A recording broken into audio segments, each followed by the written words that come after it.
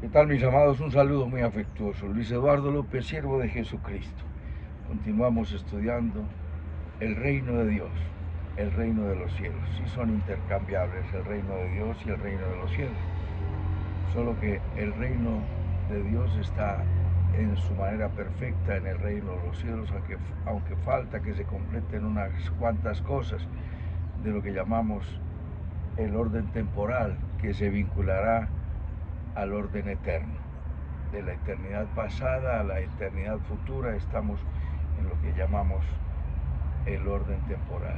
Y Jesús es el principio y el fin, el gran yo soy, el único sabio y Dios verdadero.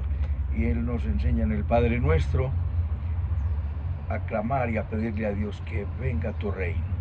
¿Qué significa esto? Ya lo hemos visto, que el reino ahora está reinando el hombre en la tierra. Con la inspiración de las mismas tinieblas, ha creado filosofías, ha creado religiones apartadas del único y sabio Dios. Y como se le dice religión, la gente se ha creído que por eso es válida y es verdadera, porque hay formas de adorar a algo o a alguien, o sencillamente la moral, la ética, o hacer las cosas en buena forma, en beneficio de la humanidad, centradas muchas veces en el humanismo, en la ética, en la moral, en la religión. Y el centro de toda la existencia, desde la eternidad hasta la eternidad, es nuestro Señor Jesucristo. Él es el Rey de reyes y Señor de señores, y Él hizo todas las cosas. Por la palabra de su poder hizo el universo. Si sustenta todas las cosas por medio de su palabra y no ha abandonado su creación, como lo dicen los estoicos o los epicúreos, palabra que hoy continúan sosteniendo los gnósticos. Sí, que Dios está ausente de su creación, nunca ha estado ausente de su creación, solo que Dios se ha hecho a un lado en la vida de aquellos que no lo quieren, blasfeman en contra de Él, dicen que no existe y no quieren que haga parte de sus propias vidas. Y ahí después viene la calamidad, les pasan cosas duras, drásticas, difíciles, y se vuelven más ateos o reniegan más de Dios. Dios no existe porque no me ayudó. Pero si no has contado con Él, como lo dice en Isaías 49:14, Jehová se olvidó de nosotros. Y en el capítulo siguiente, en el 50, versículo 2 y 3, dice: es que cuando yo fui a ustedes, a nadie encontré, y cuando llamé, nadie respondió. Y lo dice empezando el libro del profeta Isaías: quería hijos y los engrandecí, y ellos se rebelaron contra mí, ellos me rechazaron. Dios hizo al hombre y el hombre le ha rechazado. Y el Dios creador de todas las cosas, es nuestro Señor Jesucristo. En el mundo estaba y el mundo por Él fue hecho. En el principio era el Verbo y el Verbo era Dios y el Verbo era con Dios. Todas las cosas fueron hechas por Él y nada de lo que ha sido hecho fue hecho sino por Él, lo dice el Evangelio de San Juan 1, del 1 al 3. En el versículo 10 dice: en el mundo estaba y el mundo por Él fue hecho, pero el mundo no le conoció. Mas a todos los que le recibieron y a los que creen en su nombre, les dio potestad de ser hechos hijos de Dios. Él reina, solo que, como hemos dicho en enseñanzas anteriores, Dios es el creador de todas las cosas, pero está tolerando el reino de la maldad. ¿Y por qué la tolera? ¿Por qué no acabó Dios con Satanás cuando pecó? El primer pecado no fue en la tierra, fue en el cielo. Cuando Lucifer, el ángel más hermoso de todos, se rebeló contra Dios y le quiso poner un reino aparte. Y dice: subiré a los lados del norte, y en el monte del testimonio me sentaré a los lados del norte, y seré semejante al Altísimo. Mas tú derribado eres hasta el Seol, a los lados, en el lugar de los muertos, a los lados del norte. El Señor lo sacó de allí, lo arrojó por tierra, y la tierra se desordenó, y el Señor la hizo y la compuso. porque cuando la hizo se le descompuso con la caída de Lucifer y la tercera parte de sus demonios. Entonces el Señor reina y nada escapa a la esfera del Señor, solo que ha tolerado el pecado. ¿Y por qué? Porque Dios le dijo en el huerto del Edén: has destruido lo más hermoso de lo que he creado, que es al que hice a mi imagen y conforme a mi semejanza, y lo hice para que Él señoreara, para que Él reinara, para que Él gobernara, y el hombre perdió el gobierno de la tierra, que le fue entregada en mayordomía por Dios, y Satanás usurpó. Pero Dios no le reconoce titularidad de la tierra absolutamente a nadie. Lo dice el Salmo 14, mía es la tierra, mío es el oro. 24, mío es la tierra, Ageo 2:8, mío es el oro y mía es la plata, y mío es todo cuanto existe. Todo existe, y Dios tolera algunos comportamientos, y por cuanto el hombre, el malo, peca, hace maldad, y de inmediato no le viene un azote, entonces dice Dios se desentendió y se olvidó. No, vendrá un día, como lo dicen Hechos 17:31, donde Dios ajustará cuentas con la humanidad. Habrá primero un tribunal de Cristo, y 1000 años después en el tribunal de Cristo será juzgado todo creyente, y después el tribunal de gloria en la segunda venida, donde el Señor juzgará a las tribus de Israel, al pueblo de Israel, y después del milenio, en el tribunal del gran trono blanco, Dios juzgará a los perdidos. No es el final, el juicio final. Bueno, Él es creador, Él es nuestro, como dice en Isaías 33:22, Él es nuestro rey, Él es nuestro juez y Él es nuestro legislador. La Constitución Nacional nos habla de esos tres poderes del Estado. Los tres poderes del orden público son legislativo, administrativo y jurisdiccional. Y la Biblia nos dice que Él es nuestro juez, nuestro rey, nuestro legislador.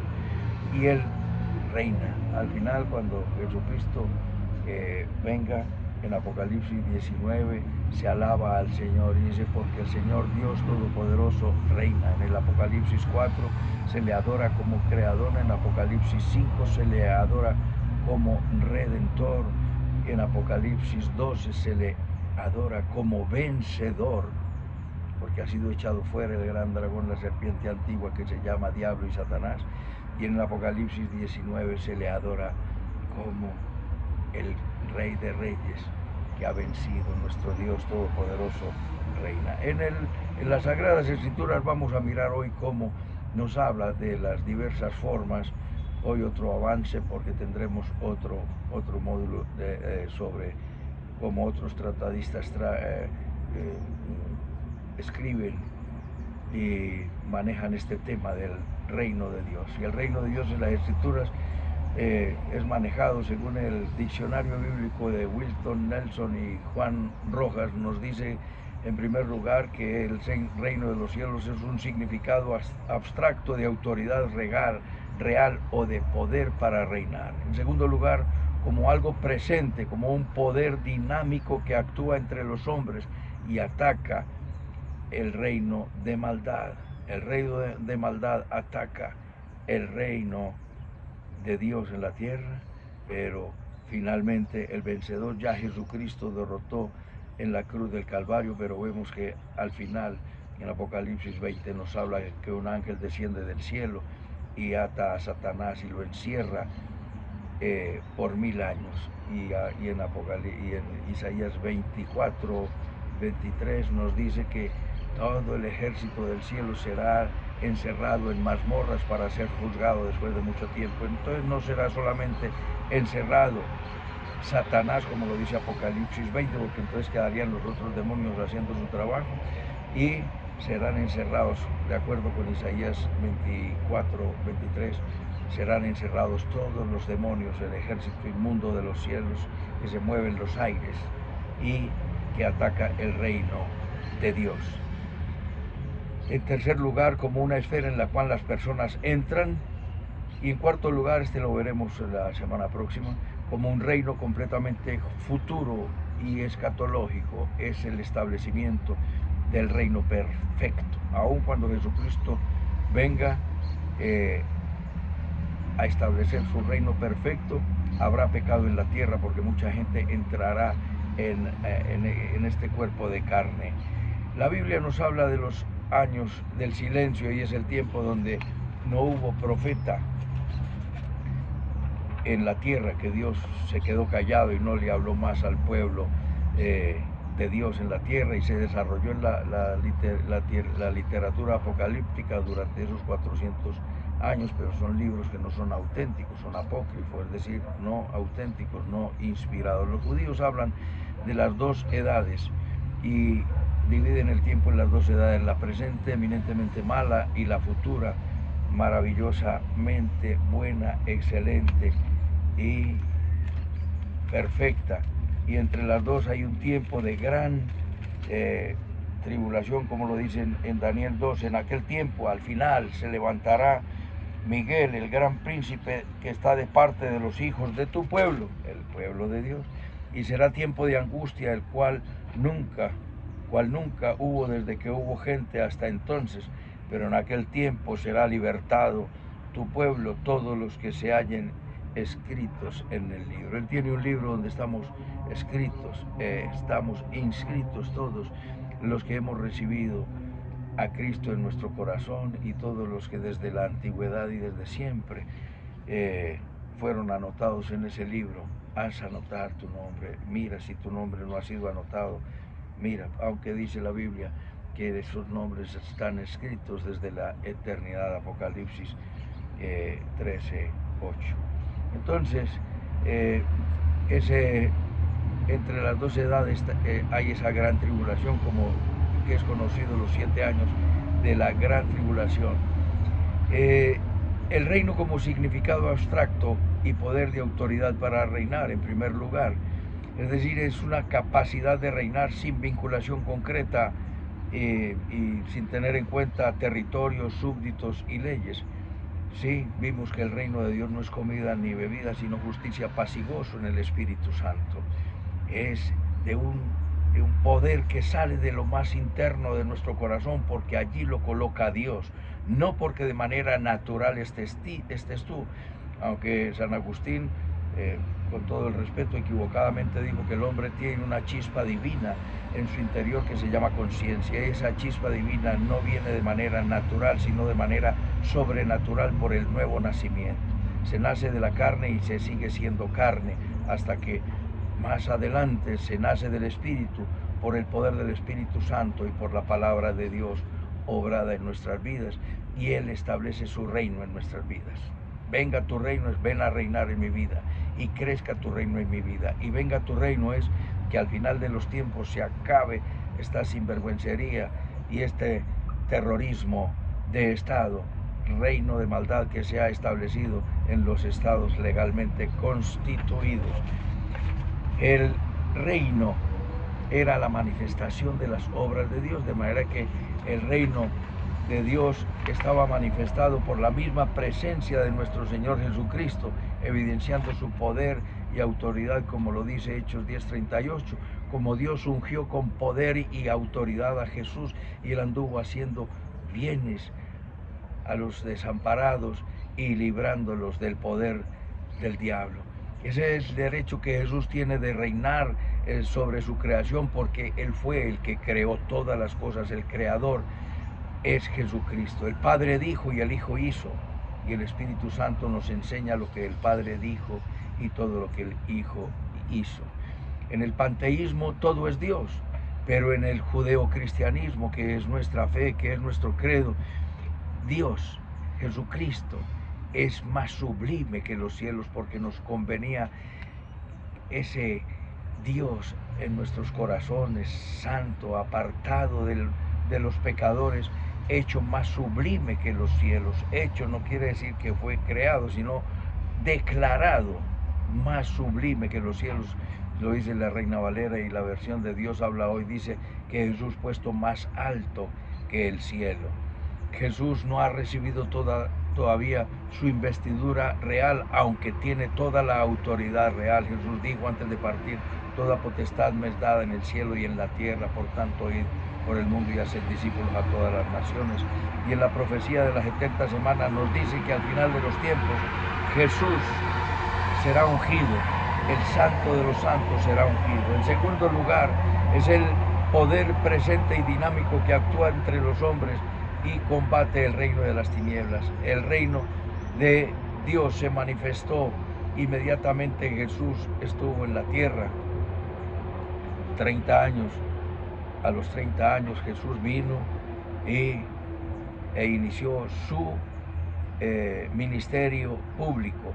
El fundamental vino a buscar y a salvar lo que se había perdido, vino a deshacer, está en Lucas 19, 18, 1 Juan 3, 8 dice que vino a deshacer las obras del diablo y vino a hacer, en tercer lugar, entre otras cosas, a hacer la voluntad del Padre. Él dijo, no vine a hacer mi voluntad, sino la voluntad del que me envió. Y él vino a darnos vida eterna, Juan 3, 16, y vida abundante, Juan 10, 10. Jesús vino a arrebatarle las almas al diablo y a trasladarlas al reino de su amado. Jesucristo vino a arrebatar las almas que están en las garras del diablo. Por eso dice que el siervo de Dios no debe ser contencioso, sino amable con todos, que sepa enseñar con amor, para que los que están atados por el lazo del diablo sean liberados. Ellos están atados al lazo del con el lazo del diablo según su voluntad, enseñando filosofías, doctrinas y salvaciones, aparte de la que ofrece Jesucristo. El único Salvador es el que pagó el pecado, porque las otras religiones hablan de una salvación y hablan de que te comportes muy bien, pero no solucionan el problema del pecado. Y Dios dijo, el día que peques morirás. Dios en Jesucristo solucionó el problema del pecado. Él pagó la cuenta que había a cargo del pecador, solo que el pecador tiene que aceptar ese pago, porque es nuestro sustituto. Desde que Jesús inició su ministerio, combatió el reino rebelde y hostil, ¿sí? Y el aspecto fundamental del reino de la luz, del reino de Jesucristo, era la liberación de los espíritus. Jesús dijo, si por el dedo de Dios hecho demonios, es que el reino de Dios está entre vosotros. Jesús vino a Nazaret, donde se había criado, ¿sí? Que donde estuvo entre los 12 y los 30, aquí lo dice. Vino a Nazaret, donde se había criado, y en el día de reposo entró en la sinagoga, como era su costumbre, ¿sí? Marcos dice, no es este el carpintero. Jesucristo se la pasó en Nazaret, no se fue para la India como otros dicen, aquí dicho entre paréntesis, porque no es el tema de hoy. Y se levantó a leer y se le dio el libro del profeta Isaías, y él dijo, el Espíritu del Señor está sobre mí, por cuanto me ha ungido Dios para dar buenas nuevas a los hombres. Me ha enviado a sanar a los quebrantados de corazón, a predicar libertad a los cautivos, vista a los ciegos, a poner en libertad a los oprimidos, a predicar el año agradable del Señor. Él vino a darnos libertad, libertad de las tinieblas, libertad de la depresión, del miedo, de los vicios, de los malos pasos, de los malos caminos. Sí, es el cumplimiento de lo dicho por Isaías 61:3. Sí, y es uno de los encargos de nuestro Señor en la gran comisión.